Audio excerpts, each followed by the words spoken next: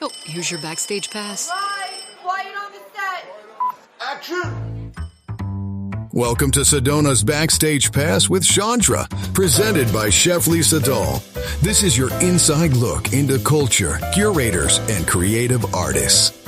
And now, your host, Shondra.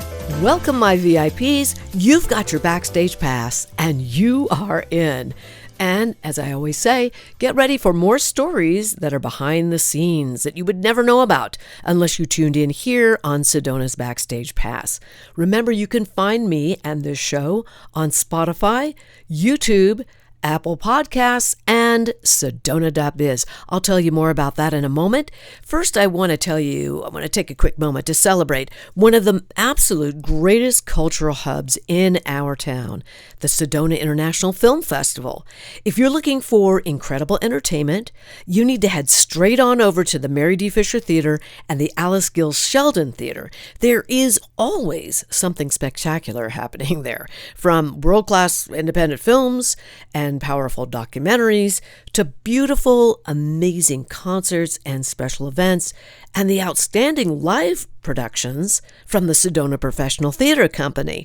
They're truly bringing the magic of the arts alive right here in our community. So make sure you check out their calendar of events, grab your tickets, support independent film, live theater, and our amazing local art scene. Remember, Mary Fisher Theater is the home of the In the Living Room music series every other Monday.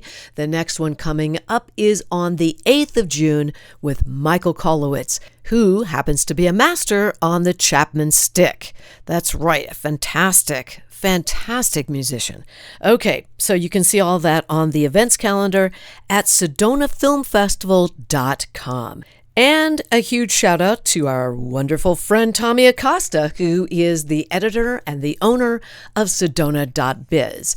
Now, let me just say something. When it comes to keeping your finger on the pulse of everything happening in our beautiful Red Rock country, Sedona.biz is your absolute one-stop shop online. Whether you're looking for the latest local business updates, breaking news, or community events, they are the premier destination for keeping everyone in the know online about our beautiful Sedona. Go bookmark Sedona.biz today and stay connected to the heart of our community here. My first guest is somebody who comes in once a month, and I always look forward to it because I learn so much. I've said this before. It's like, okay, he's a walking encyclopedia of history. You probably know who I'm talking about. Nate Meyers, the executive director of the Sedona Heritage Museum. Thank you, Nate, for being here. This is just cool. Thank you, and thank you for the long introduction, stalling while I took a drink of water. You know what? I kind of saw that peripherally, and I was like, I just kind of stretched that out a little bit, just a little bit. So we're going to talk a little bit about not only your background with getting a master's degree in history, anthropology. Like, I didn't even know this existed. Did you expect that was what you were going to? I mean, I knew you wanted to do that, but is that the title that normally we would see? Yeah, I didn't know what I was going to do. I went to undergrad and graduated with degree in history and actually trumpet performance, if you can believe it. Trumpet performance. And then when it came time to look at grad schools, I landed in museums, and so I decided I would like to pursue that as a career. And I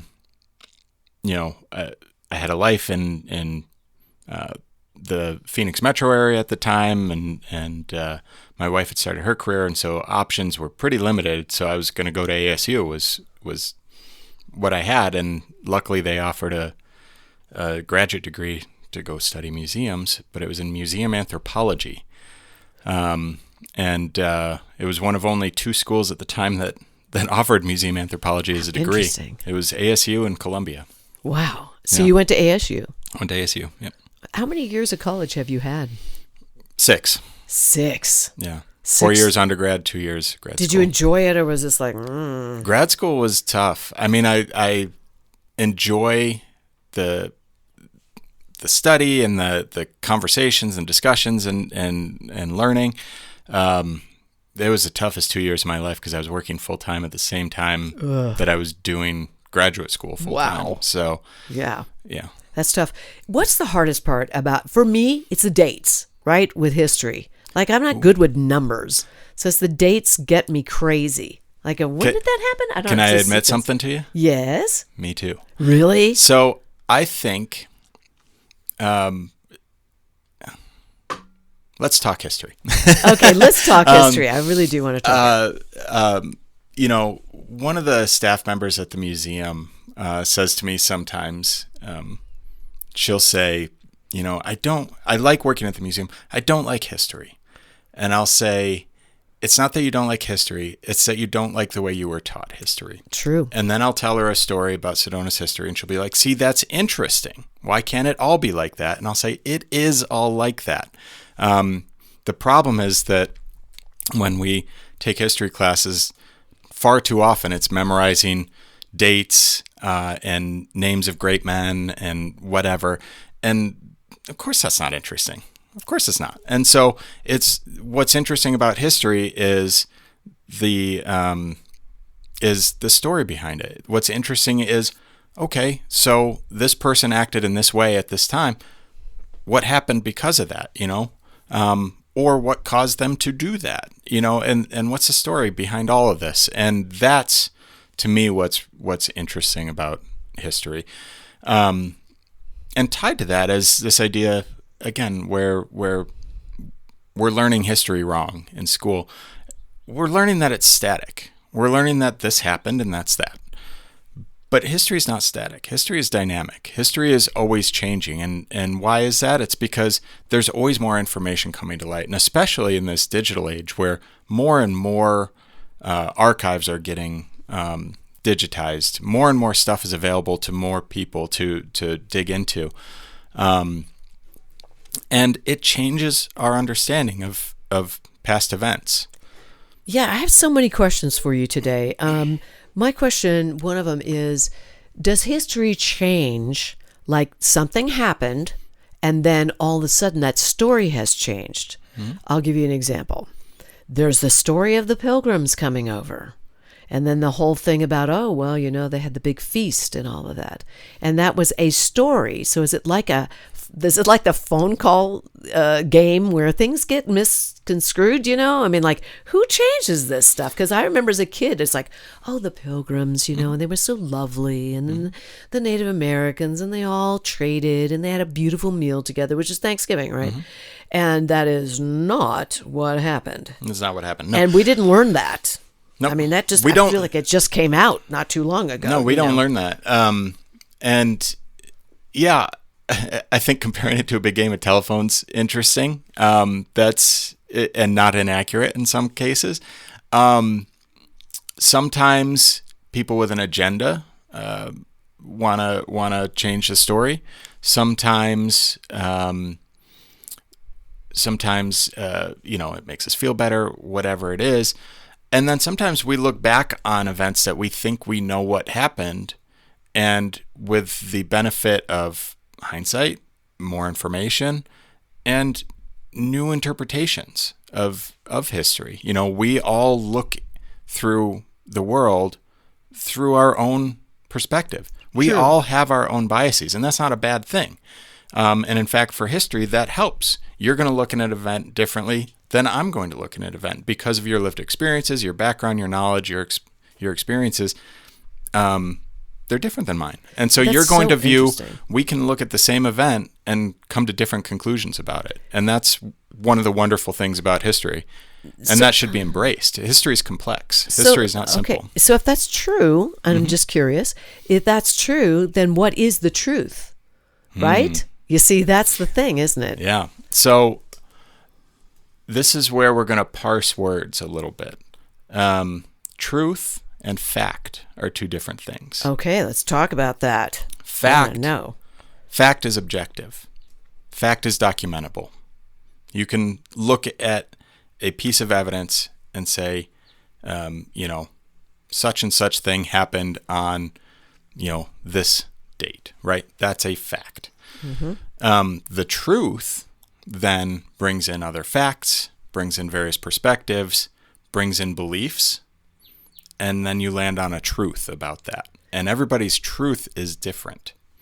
Okay, so that is very interesting because we, a lot of times right now, especially now on the precipice, and it really is that, of AI, everybody's wondering what's real and what is not real, which brings us to history. How much of history could be altered completely by AI? I'm curious. Are you concerned about that? AI worries me a lot. Yeah. For a lot of different reasons. For one thing, we're all plugging every element of our life into this software that's storing it. Guess what? They're storing it. They're keeping it. And at some point, the nightmare scenario is that AI gains enough knowledge that, Terminator 2 is no longer a fictional movie. Yeah. It's a documentary, and Skynet has become self-aware, right? Right. That's the nightmare scenario. More realistically and more for where we are now, I will say that, for instance, if I'm going to do a Google search on something, which is a fine place, not a good place to end your research, fine place to start your research. What's the universe of what this thing is that I'm looking for? And we'll just pick on Google because it's so common. Right. When you get your results now, you're getting the top of your results. The first thing that Google wants you to look at is this AI generated thing. And I have found more often than not, I want to go and fact check that anyway. And when you so do, I've begun to, I find that it's, I don't want to say more often than not in this case, but oftentimes it's not right. Wow. And so what I have started to do is just skip right over that. Like, go right to the sources that are listed there. Because if I'm going to be checking it anyway, what do I care what Google's bots think the answer is? Right. When I need to go and double check that anyway. Right. What's scary about that is that students are using this. I have used a lot of AI, not so much. I've done research with it, but once you get in, if you're not looking just at that and you go do your research on Google itself, you're going to probably find a lot of those facts. Anyway, like you said, it's kind of an overview when you get the AI version. If I remember right, that's what I see anyway. And to that point, though, about students is, we're in college graduation time right now. Yeah. And what's been coming out, and we're seeing a lot of, is that these commencement speakers are talking about AI and how it's powering the future and all that. And the students are booing. Oh, yes. There is a movement. There's a youth movement. This is happening right now. Yeah, matter of fact, it's not just, this is historical, for sure. We're in a technology age, digital age, and there are students that are not for cell phones, social media. Like, I believe it or not, it's happening. And also with AI. Yeah. It's crazy. So, what does it mean for the history field? I don't know. I think we're still trying to find that out. And I think we as history practitioners in this nascent age of AI really have an opportunity to define that. I certainly would not pretend to say I have any of the answers. I will say that as I go to conferences around the country and talk to our peers and colleagues, it's on everybody's mind. I'll tell you that. Yeah, you mentioned the other day to me that you had gone to different conferences. One recent that was a breakout talk about AI and how people felt about it, the pros and cons. Cons, ethical considerations. Oh, yeah. Yeah, there's a lot there. And I've heard there's a conference coming up in the fall for the Western Museum Association. I've heard rumblings that AI is going to be a huge topic of conversation there. And I would imagine that's true, yeah. I'm very interested to go and see what they have to say there. Wow. Yeah, wow, there's a lot. Seriously. So AI, really, I always worry about this a little bit, like the youth, the real little ones that are coming up now. Like if you had kids, right? Those kids, right? 5-year-olds, 4-year-olds that are getting a hold of their phones and whatnot, are being taught, and they're seeing stuff, and then as they become a teenager, maybe more things. Like, how would they think that maybe those films from, let's say, the Holocaust or any of that is just made up AI, right? Right. It would be easy for them to think that. Easy. Yeah. So that's where it gets really funky. And also, I kind of think it's weird when we see people that we've either known, grown up with, or have seen that we loved as just people who've done great things coming alive. You ever see those AI things? It's a little creepy. I don't think I want to be watching that, Yeah. It's like my great-great-grandfather or grandmother getting up and doing a dance together or something. Yeah, It's odd. and for history, that speaks to a lot of issues, ethically speaking, but like consent, right? Right. Those folks could never give their consent for something like that, one way or the other. Yes, Right. I do want that. No, I don't want that. I know. And so. Am I the and only again, one who's I don't know the answer. Yeah, am I the only one who's distressed over that, or do you No. hear that there are No, people that's- distressed about Yep. that? Yep. Yeah. Definitely. It's intense to me. I think it's more disturbing to me, really, when I think about how history could be changed by AI. Yeah, That's and- what freaks me out. And I will say, I think it was last year I was at a conference, and somebody was talking about George Washington's home, Mount Vernon. They've got a project to document all of the enslaved people who were owned by George Washington and Martha Washington. And one of the things they're trying to do is reconstruct what they may have looked like using AI. And, on the face of it, yes, give face to these forgotten people. On the other hand, like the consent, it's just, and is that just using them again? Yeah, good point. For a modern audience, I don't know the answer. And they had one person there who there is a familial an ancestral organization, like the descendants of Mount Vernon enslaved people, and they had one person from there who was ecstatic about it. He's like, "That's my great-great-great-great-grandmother, and I can look at her face, and it's amazing, and I can see familiar family structure and that kind of thing." And he was truly blown away with it, and great. Yeah, that's I don't know. It's complex. I don't know. Will AI ever get regulated? What do you think? I think it has to. It has Will it? to. I don't know. Yeah. A lot of other Would countries hope. do a lot better regulating it. Really? And the residents of those countries, citizens of those countries, feel a lot better about AI than, say, I do. But how does a country regulate AI when it's like an international on the internet? It's like, how do you regulate that unless a company who has got that international distribution, so to speak, the availability to it, actually does something? I'm going to give you a cop-out answer to that. Okay, what's the cop-out answer? I'm the historian. I record that it happened. I don't come up with the answers. Okay, all right, fine. That's good. Okay, well, you uncovered some things here.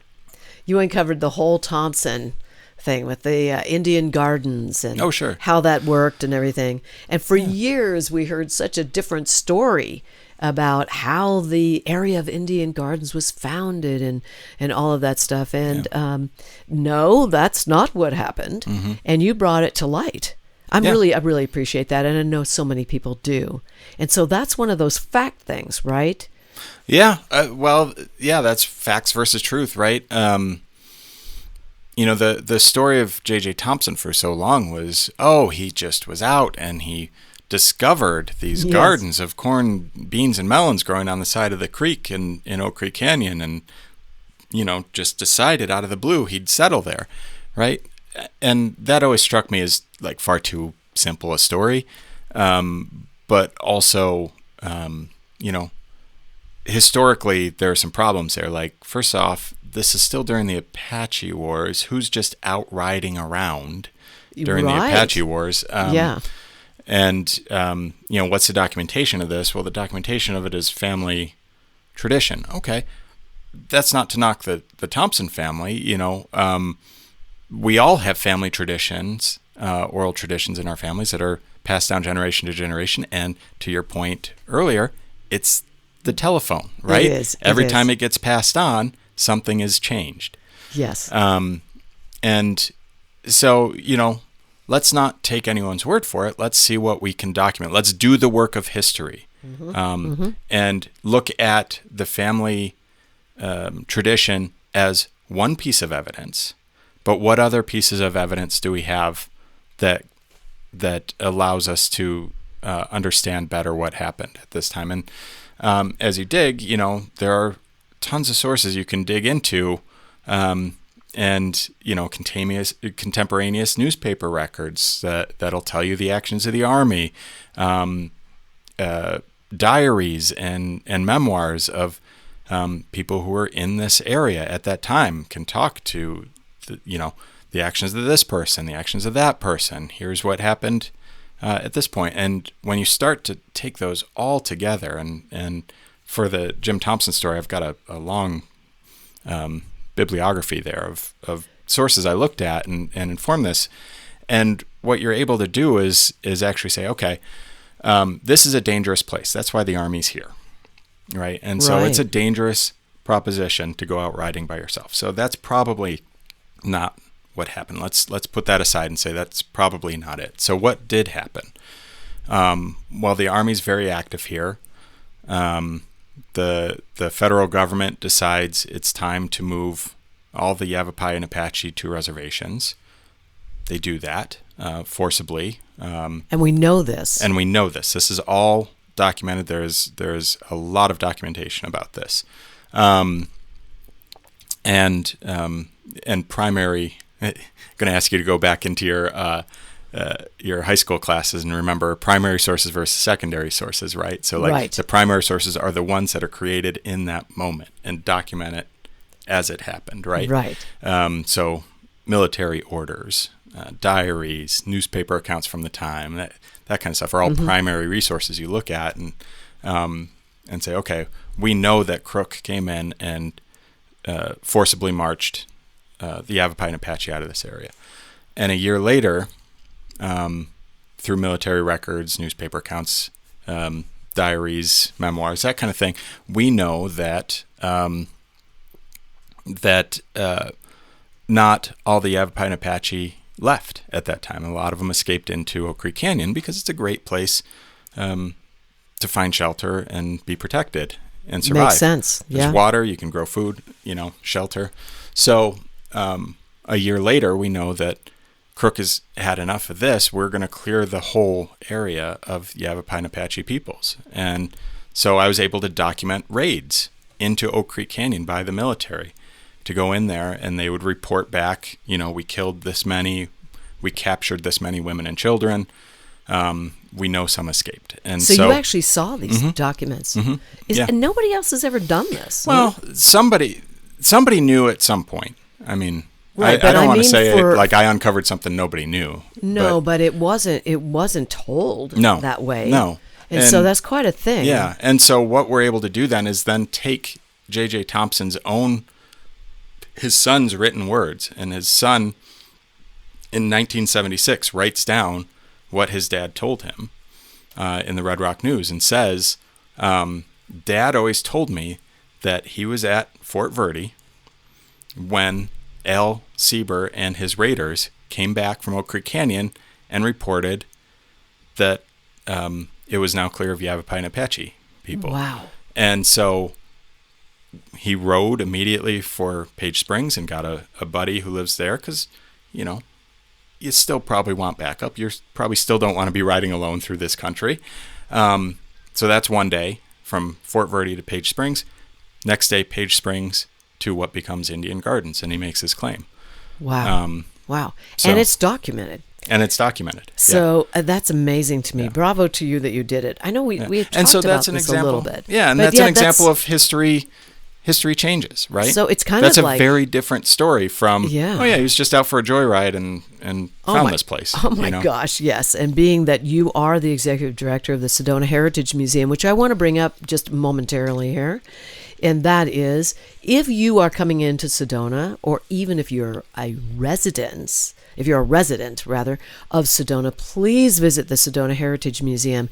It's super important, I think. I feel very strongly about museums anyway, but if you're not a museum person, go anyway, because you're going to get an opportunity to get some idea of how Sedona was built and its history around Sedona and Oak Creek Canyon and the Hoyer that you're going to be visiting. It's cool to do that, you know.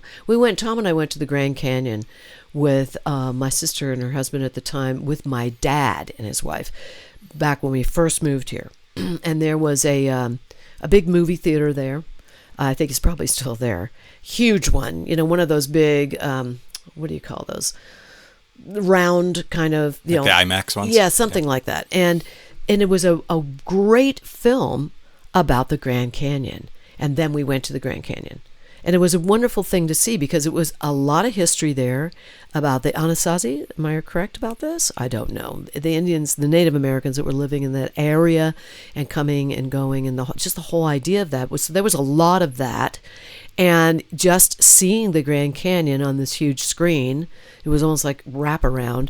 And then going to see it made a huge impression. It just primed you to see this magnificent place. And that's how I feel about the Sedona Heritage Museum. It's a great place to go visit and check out the exhibits, which are constantly changing, right? Mm-hmm. Yeah.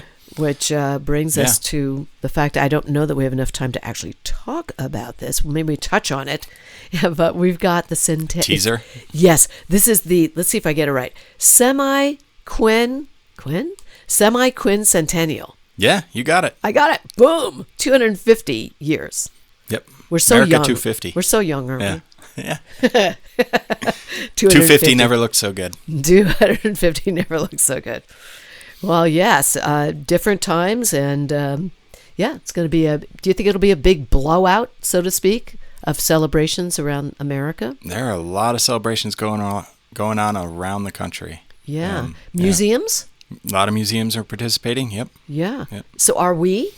We've got a few things we're working on. Okay. So. Are they kind of hush-hush right now? No, I just didn't know if you wanted to get into them here. You mentioned this might have to be a teaser. I know, so. It is kind of a teaser because we are kind of running out of time. I can't believe it, you know. So just to finish up on this whole idea of AI and history, the truth is versus the facts and all of that, where are we right now? What do you think? Like, let's just say, what do you think is going to happen in the next 10 years? Is this going to really shift and change history?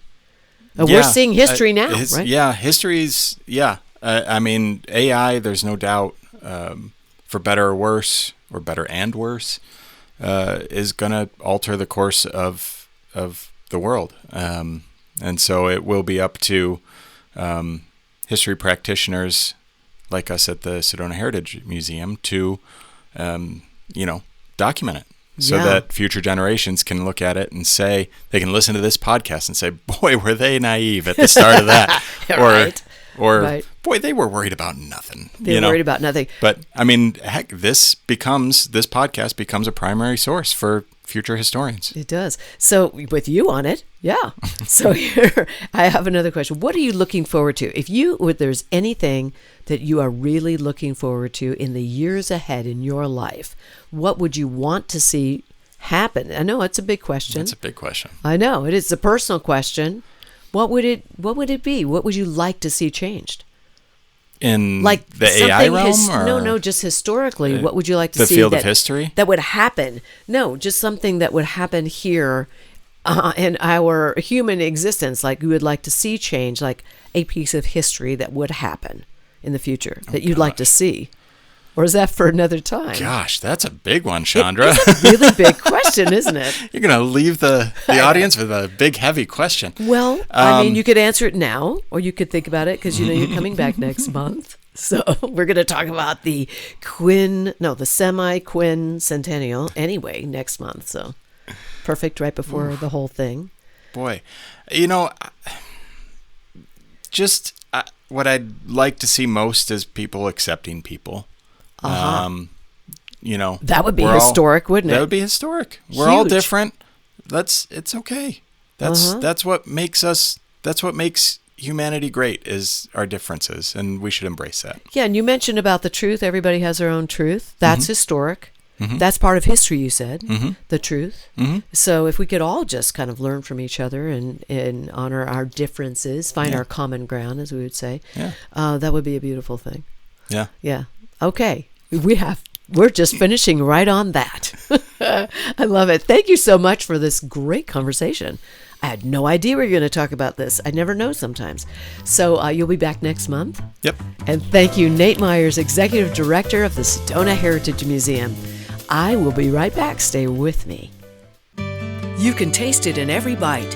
For over 30 years, Chef Lisa Dahl has redefined what it means to dine in Sedona, serving soulful and handcrafted cuisine inspired by love, artistry, and community. From the original little kitchen at Dahl and DeLuca to the majestic spirit of Mariposa to the couture flair of Butterfly Burger, every experience is elevated, every ingredient intentional. In every dish, you experience Lisa's lifelong mantra: when you cook, you feed the soul. To learn more about Lisa Dahl and the Dahl restaurants, please visit cheflisadahl.com. When your project demands precision, experience, and trust, turn to Sefton Engineering Consultants. From expert civil engineers to construction management, we deliver real-world solutions that stand the test of time. With over 30 years in the business, Luke Sefton's team is committed to getting your project done right, on time, and on budget. Sefton Engineering Consultants. Reliable, experienced, personal. Learn more at seftonengineeringconsultants.com. Here's more of Backstage Pass with Shondra, brought to you by Chef Lisa Dahl. My second guest is somebody that I didn't realize that I've known for years. I'm just going to be really straight up about it. I have him in my studio right now. I have been laughing for 15, 20 minutes straight because it's fun. And he also happens to be the chair of FAMoS. Anybody out there know what FAMoS stands for? It's the Fine Art, yes, Harley, I know you know this, Fine Art Museum of Sedona. Harley Todd, thank you for being here. Thank you, Shondra. This is great. You crack me up. You just do. We're going to have fun here. So, sir, you've been here for a long time. How long have you been in Sedona? I moved to Sedona in 2009. Oh, 2009? Yes. What were you visiting? Many, many times before 2009. It became the destination to move to once our kid graduated. So where were you living before that? In Oak Creek, Colorado. It's a very tiny town of 131 people in the northwest up by Steamboat Springs. So this is like the big city. This is the big city, yeah. Sedona is a big... And we don't actually live in Sedona. We live in the village. Oh, of even Oak bigger. Creek. Yeah. So Even we moved bigger. from Oak Creek, Colorado to the village of Oak Creek, Arizona. Okay, so everybody listening who doesn't know this, it's like 10,000 people live here. It's the big city. Huge. It's huge. It's huge. I know. Do you ever get a kick out of the fact? Have you ever lived in a big city? Yeah, I was president of Kansas City's Pride for several years in the 90s. So that's 1 million people there. Okay, so you know how people get really uptight about VOC, the drive, the big drive. I go, really? Are you kidding me? It's like, what, 12 minutes? Yeah. Sometimes It can it's be longer more. with traffic. Yeah. Because all of you coming in, and us too, I don't want to blame all the tourists. Please just don't rate this show badly because I just said that. All right, so now let's talk about what's going on with FAMoS. You're the chair of that, and how long has that museum been going? So we started 13 years ago with an idea and created the 501c3, populated the board, dotted all our I's, crossed all our T's, and 2 years ago opened up the Fine Art Museum of Sedona at the Harkins Plaza Theater and have been there ever since until just this month in May when we approached the Heritage Museum to do a co-location so that we would have both museums located on the Heritage Museum site. And we now are at that location doing community embedded art. So we actually have the entire city of Sedona to do our art displays instead of just one specific brick and mortar location. That's fantastic. It's all about collaboration, isn't it? It sure is, especially in this city. It is. It's important. I mean, we have to come together and support each other, right? So where is most of the art? Tell everybody where that is. In the Sedona Heritage Museum, because you're saying it's around town. Correct. So we'll get to that. But where in the museum? So we're located in the Sedona Heritage Museum's Jordan House. I'm looking at Nate to get confirmation. For those of you who don't know this, it's a party, okay? Because Nate Meyers, the executive director, is going to be on, and you probably have already heard him actually, because he comes on here onto this podcast once a month because he's a sponsor. The Heritage Museum is. So Nate is sitting here on the couch. It's just prompting Harley when he forgets or needs the information, because Nate is like a walking encyclopedia. He truly is. Truly is. So sorry, we're talking about you. Like you can't see him shaking his head, going, "Oh my gosh." This is one of those moments. We're going to have both of them on at one time, so you definitely want to hear that show coming up later. It's a coming attraction. Okay, so now let's get back to this. So you are in the Jordan House. I know that. Yes. And you have that one room, right? There's a room. So when you take the tour, when you go to the Sedona Heritage Museum, you guys, which you must do if you're coming to Sedona, and for those of you who live here, make sure you take the full tour, because you're going to see FAMoS is in one of the rooms in the Jordan House. Absolutely. That is all part of how this community embedded art is working. We have co-located in the Sedona Heritage Museum to have a location for people to go to get the base information. From there, you'll be able to see where around town the pieces for that specific exhibit would be located. Oh, that's cool. So right now, we have Vibrance showing, which is Jan Sitt's work, an homage to her. She passed away in December. And we have that running through May 28th. And then we will begin the next exhibit, a 3-month exhibit, that is Mastery in Motion, which is John Soderberg, formerly here in Sedona, and Jill Trenholm, who currently has a studio and was the protege of John Soderberg. Right. John, the great late John Soderberg. Yes. Awesome. I still miss Merlin. I miss him.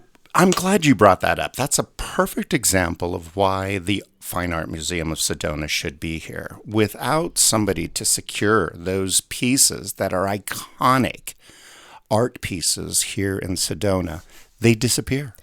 This one in the middle of the night. Yes, but this one was owned by somebody. Correct. As you know. So I guess that warranted his taking it. Totally, absolutely. But may I just say, that was something that, it was classic. The other day, I was driving by Whole Foods. Somebody was posed there. Just like the Merlin. It was crazy. I was like, oh my God. So people remember, for a long time, there were flowers there. Yes. Rumors had gone around that it was being refurbished, and there were all sorts of things. Nobody knew at that point. So we're trying to find a way to secure those amazing, iconic art pieces that people have grown attached to here in Sedona, to keep them. Yeah. And without us having an art museum to be able to secure the collections of those people who've done work here in the Verde Valley, they just leave. So I have a question for you. We have the Historical Preservation. I forget it's an organization, and it is an American thing, right? It's in the United States, the whole thing. Are you involved in that in any sort of a way because of what you just talked about, the art and trying to keep things where they need to be and not coming down or taken? Right. So as we explore this new relationship with the Heritage Museum, Sedona Heritage Museum, we're we're seeing how beautiful that fit is. It should have been from the beginning, and it took one of our new trustees to point out that museums should work together like this. And so that is why we left our first location, and we've always referred to it as a first location because it is our intent to build a world-class fine art museum here on the Cultural Park when that time comes. Wonderful. Love that. Yes, that is a refocused goal for us now that we've been in existence for this long, because now we're doing the community embedded. It allows us more opportunity to do the fundraising and the big asks that we need to do to secure the funding to build an actual world-class fine art museum. Well, I'm excited about it. I think it's so cool. Yeah. I love it. I love that you love it. You know, the board of directors was thrilled. They were thrilled. We were all like, this is good. It's a brilliant idea. Nate brought this to us. It's so wonderful. So now I know that you are really into art. I know that you support it. Have you ever been an artist, or you're on the side of that, aren't you? Sort of. Let me say this. So my nickname is Harley. Yes. Because I drive a Harley. Currently Ride a Harley. Mm-hmm. But when you ask somebody, what's a biker? Now, of course, some people don't identify as bikers, but they ride a bike. True. So I don't really identify as an artist. I've done work in the past for the Children's Mercy Hospital in Kansas City that did something called the Cow Parade, very similar to the Javelinas that Sedona did here. And then we also in Kansas City did an event for the 100th anniversary of the teddy bear. So we did 2 different styles, both of which were auctioned off and raised hundreds of thousands of dollars for the various charities. So, that's awesome. So I think anybody can really be an artist. When you ask them if you're an artist, I don't know if people identify as an artist or if they just have an artistic capability in them. But I think everybody has it. I think so. I mean, you know, it's all objective, right? Absolutely. I mean, truly, for real. What resonates with one person doesn't resonate with other people. That's right. So it's just a matter of whether it works for you. That's right. What did you do before you came here? I'm just curious. What jobs have you had? I really only had one career job my whole life. I worked for the U.S. Department of the Treasury since I was 18 years old. Whoa. Retired after 40 years of working for them. And then 17 days later, had a massive heart attack and almost died. Oh, my gosh. So do the things you want to do because you never know. Yeah, that's true, right? You never know. You never know what's going on. So this is something that you're really enjoying this whole process. This is different than obviously working for the Treasury. Yeah, that was all tech. I was going to say, what did you do? Tech was so I did a biometrics, facial recognition to be able to make payments using biometrics. So I bring that to FAMoS, and at FAMoS, we've now done this 3rd exhibit we did with full augmented reality. So you would come in and you would scan a QR code, and you would see the painting come alive. And it gives, especially a younger generation, something to actually feel more interactive with the art than just sitting and looking at it. When you say coming alive, what do you mean by that? Explain to us. Absolutely. So augmented reality comes in many, many different forms, immersive, virtual, and augmented. In this case, scanning the QR code next to the image allows the visitor to see the image become animated, and it basically moves, and if there's a bird in the picture, the bird comes alive and flies outside of the picture. Oh my gosh. These type of things are what we feel at FAMoS are ways of being able to connect into people that aren't your standard museum goers. We want to make sure that we get as many people to interact with the art more than just sit and appreciate it. And that's why we've done the augmented reality. When we do the Mastery in Motion, there will be a QR game that you can play that allows people to collect all the pieces and then earn a FAMoS award badge and then share it on social media. Oh, that's so cool. Love that. Did you have something you were involved in an exhibit at the Sedona Art Center? At all? Because I've seen this. Yes. I've seen this was kind of an well, it wasn't interactive. It was what you're talking about. It was something that moved.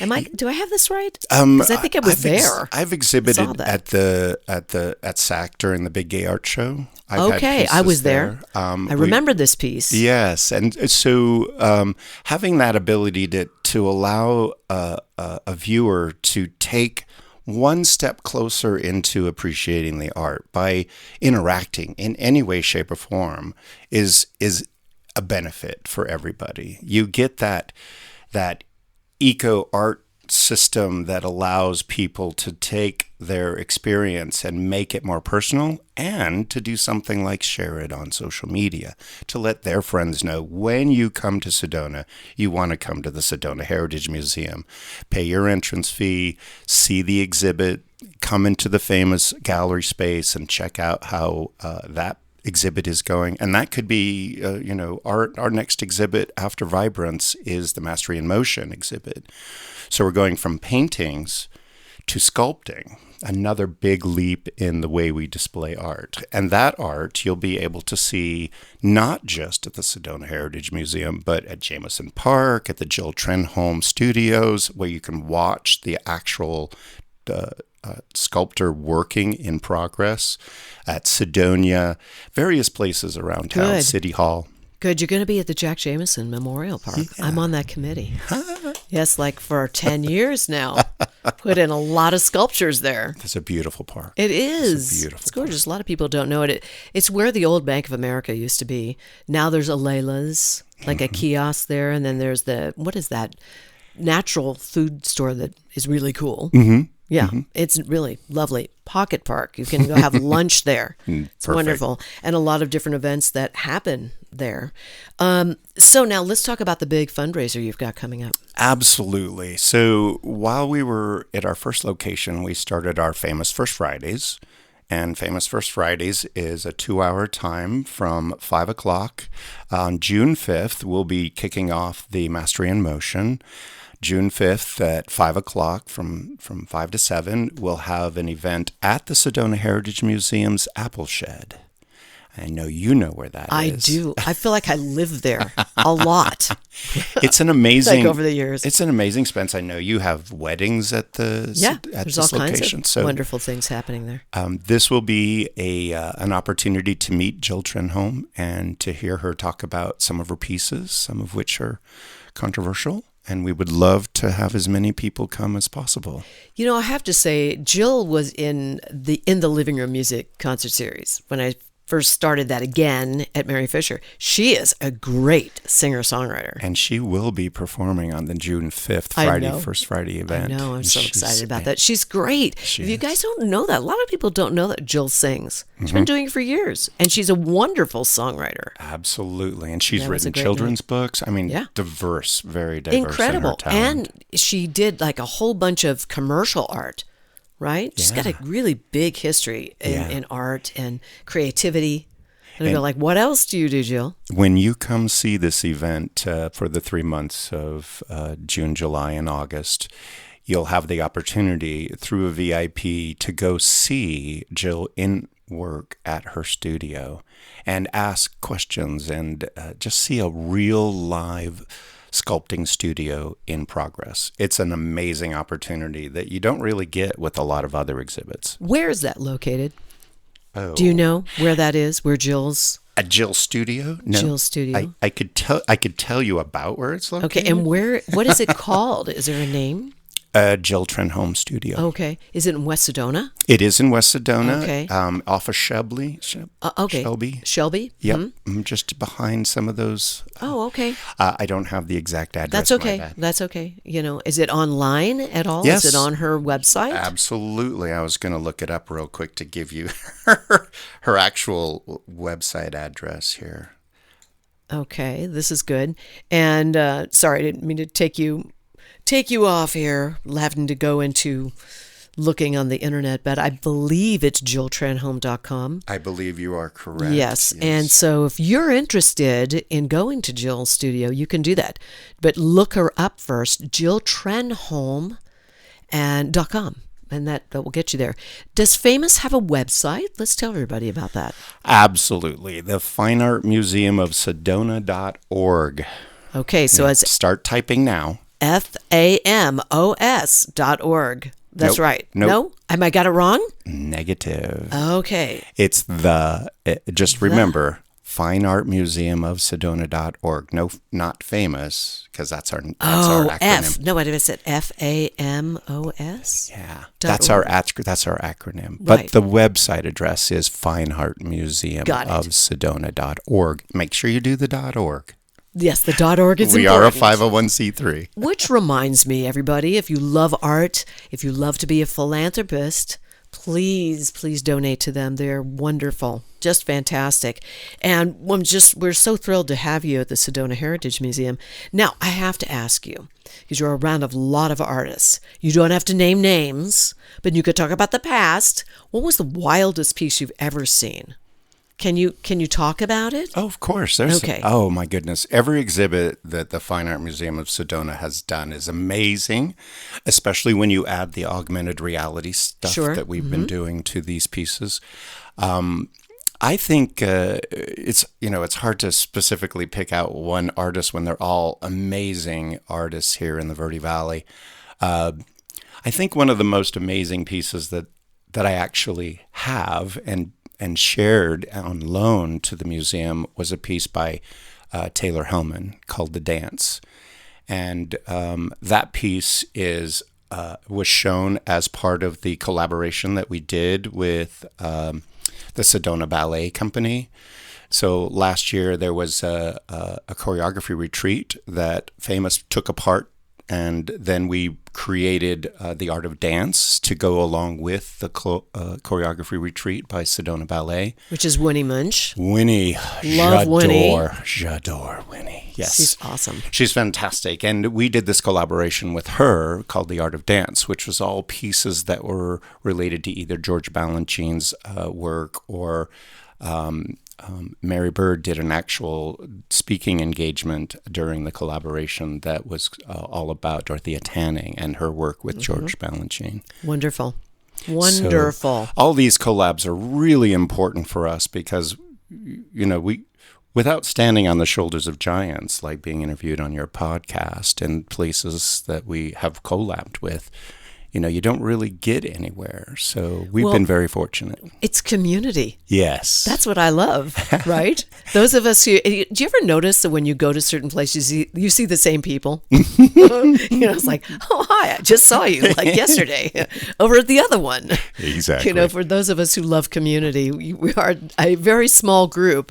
When I say small, it could be a couple of hundred people that are really involved here, but it's lovely. Absolutely. And, FAMoS is now a community embedded organization. We're not just in one location. I know. I love that. Talk to us one more time about that so people can go and see these pieces that you've got around town or even galleries. Yes. Right? So we've got coming up after the Vibrant show with Jan Sitz, we've got the Masteries in Motion with Jill Trenholm and John Soderberg. That is a gamification-styled exhibit where you will go to the Sedona Heritage Museum. You will scan on the original QR code. That will give you a map of where to go. You will then go to each of those locations and, very similar to Pokemon Go, collect all the pieces around town. And then when you have all the pieces, you'll be awarded a Fine Art Museum of Sedona badge saying that you've now been successfully completed our art treasure hunt. You've done the whole thing, the whole banana, as we say. Okay, so now, what else do I want to ask you while I've got you here, Harley? What do you do in your spare time? Spare time? I should ask you. Do you have any spare time? Do you have any spare time? Absolutely not. I want to say absolutely, but no, I do not. I would love to say absolutely. I think in my spare time, I'm horizontal. Yeah, I think so too. I'm like, okay, I have a little spare time. I'm going to sleep. Wow, what a treat. A little vacation. I'll sleep. I really appreciate you taking the time and working with FAMoS. We are so excited to be at the Sedona Heritage Museum. I'm thrilled about it. It was. I don't know why this just didn't populate before. It seems like such a beautiful thing. And of course, What matters are the people. And Nate and you and everybody at the Sedona Heritage Museum has been so welcoming to the Fine Art Museum of Sedona. We've all just been so thrilled about this arrangement. Well, a big shout out to Becky Cruz, who's the president of the board, and also to Clancy Sage, who the two of them work on exhibits. So I know that they just love having you there and everything. It's very, very cool. I'm glad that you're part of all of this. It's like we have to have an art museum. It's a beautiful thing. And June 5th. June 5th. Do not forget, we have this amazing event going on June 5th from 5 to 7 at the Sedona Heritage Museum's Apple Shed. You will not want to miss this amazing event. Yes, so please remember, mark it in your calendars right now. If you're listening to this at this moment and you're coming into town, or if you reside here, please mark it down. And again, you can always tell us the website one more time. I want to make sure to get it right. FineArtMuseumofSedona.org. All right. .org. Thank you, Harley, for being here. Thank you so much. Thank you, Shondra. It's such You're a pleasure. amazing. And you guys stay with me. I'll be right back. You've explored the trails, stood in awe of the red rocks. Now discover how Sedona became Sedona. The Sedona Heritage Museum tells the story of Red Rock country, from ancient cultures to today's vibrant community. It's interactive, family-friendly, and open year-round, indoors and out. Sedona Heritage Museum, preserving and sharing the soul of Red Rock country. Plan your visit at sedonamuseum.org or call 928-282-7038. Take a deep breath and let it go. At Sedona's New Day Spa, your escape begins the moment you arrive. Enjoy luxurious massages, rejuvenating facials, and native-inspired body treatments. Every moment is designed to restore balance and renew your spirit. Voted Sedona's Best Day Spa, this is more than self-care. It's your sanctuary. Book your experience today at SedonaNewDaySpa.com or call 928-282-7502. Need a clean car fast? Come to Cleaner Quicker Car Wash. We'll have you sparkling and back on the road in minutes. Whether you're after a quick shine or a deep clean, you'll get top quality service, eco-friendly soaps, and smiles all around. Drive up, shine up, and feel good, all without slowing down your day. And look like a star in your car. Located in West Sedona on Highway 89A. For more information, visit cleanerquickercarwash.com. Here's more of Backstage Pass with Shondra, brought to you by Chef Lisa Dahl. I must say, as I always do every week, I have the best guests ever. I mean, I haven't laughed this hard in quite a while. I'll tell you that much. Oh, you hear that? You know what it means. If you've been listening to this show, you know it's time for my shameless Shondra spot. As many of you know, Sedona's Backstage Pass has officially spread its wings. I am now fully self-producing this show independently, which gives me so much more freedom to bring you more backstage stories that you love to hear. Now, because I've transitioned to my very own independent feed, you might notice that there are a couple of listings floating around out there in the digital universe, including an old frozen archive with 49 episodes on it. Now, to make sure that you're locked into my active, brand new independent feed where all the latest episodes drop, just look for my brand new logo. That's right, you'll know it's the official current show because it features my face right alongside a stunning photo of our gorgeous Sedona red rocks. If you see my face and those red rocks, you are in the right place. And you can find Sedona's Backstage Pass right now on Apple Podcasts, Spotify, and YouTube, with even more streaming channels to come. And of course, you can always access this show by going straight to Sedona.biz. That's right, you'll find a link going to Spotify and Apple Podcasts right there on Sedona.biz on the right-hand side of the homepage. Now, when you find the new feed with my face on it, please take a quick second to leave a review and a 5-star rating, please, because it truly matters and it helps support independent creators like me. So thank you all so much for growing with me on this independent journey in my second year of weekly podcasts. Well, here we are at the end of episode 56. I can hardly believe it. I want to thank my sponsors because without them, I wouldn't be able to do this podcast and give you all these fun stories. So my big thanks to Sedona Heritage Museum, Sefton Engineering, Cleaner Quicker Car Wash, Sedona New Day Spa, Sedona.biz, and my presenting sponsor, Chef Lisa Dahl and the Dahl Restaurant Group. Thank you guys so much. I just love you. I really do. And I love all my guests. Thank you to my guest today. I love him, Harley Todd, and of course, Executive Director of the Sedona Heritage Museum, Nate Meyers. So remember, be sure to get your VIP pass out, and I will see you next time. Our next episode, 57. It's going to be a great show. In the meantime, enjoy life and take care.